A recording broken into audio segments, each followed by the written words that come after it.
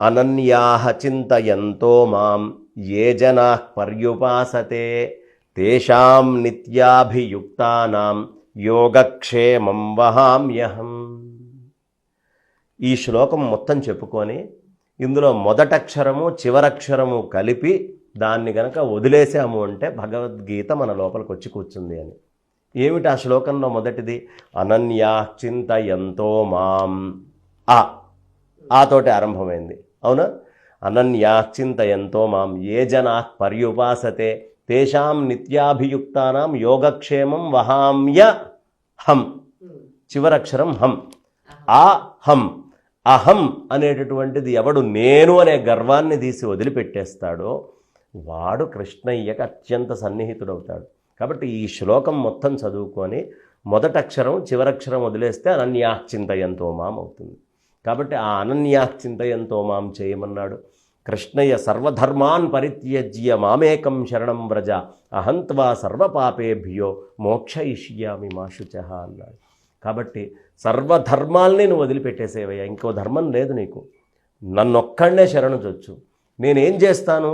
అహంత్వా సర్వపాపేభ్యో, నీ పాపాలన్నీ తీసేస్తాను. తీసిన తర్వాత నీ పాపాలన్నీ పోయిన తర్వాత అంటే నా శరణు చొచ్చితే అన్నీ అయిపోయినాయని కాదు. సాధారణంగా కొన్ని దాంట్లో కాన్షియస్ ఆయన మీద పెట్టేస్తే చాలు, అన్నీ ఆయన మీద వదిలేస్తే కాదు. వదిలేసిన తర్వాత కూడా ఆయనకు బాధ్యత ఉంది. అదే మోక్షం కాదు, వదిలేయటమే మోక్షం కాదు. వదిలేశాక మన పాపాలన్నీ తీసేసి అప్పుడు స్వామి మనకి మోక్షం ఇస్తాడు. మోక్షయిష్యామి మా శుచః.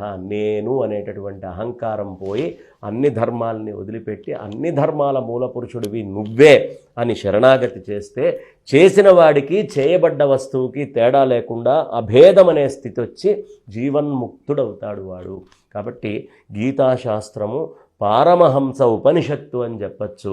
గీతాశాస్త్రము జీవన్ముక్తుణ్ణి తయారు చేసేటటువంటి అద్భుతమైందని చెప్పచ్చు.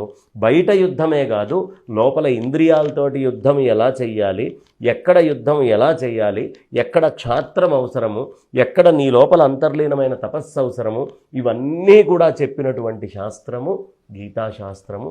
కాబట్టి ఆ గీతాశాస్త్ర రసాయనాన్ని చెవుల్లో ఎంత కుదిరితే అంత వేసుకోవాలి, నోటి నుంచి ఎంత పారాయణ చేయగలిగితే అంత చెయ్యాలి.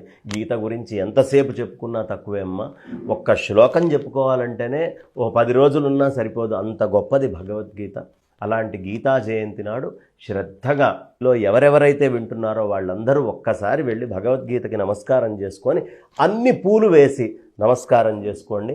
భగవద్గీత గీత గీత గీత అని కనుక మనం 3 సార్లు అనుకుంటే మన నుదిటి మీద గీత మారి మళ్ళీ ఈ నుదుటు అనేటటువంటి దానికి గీతలు పూసుకోకుండా మోక్షము అనేటటువంటిది లభిస్తుంది.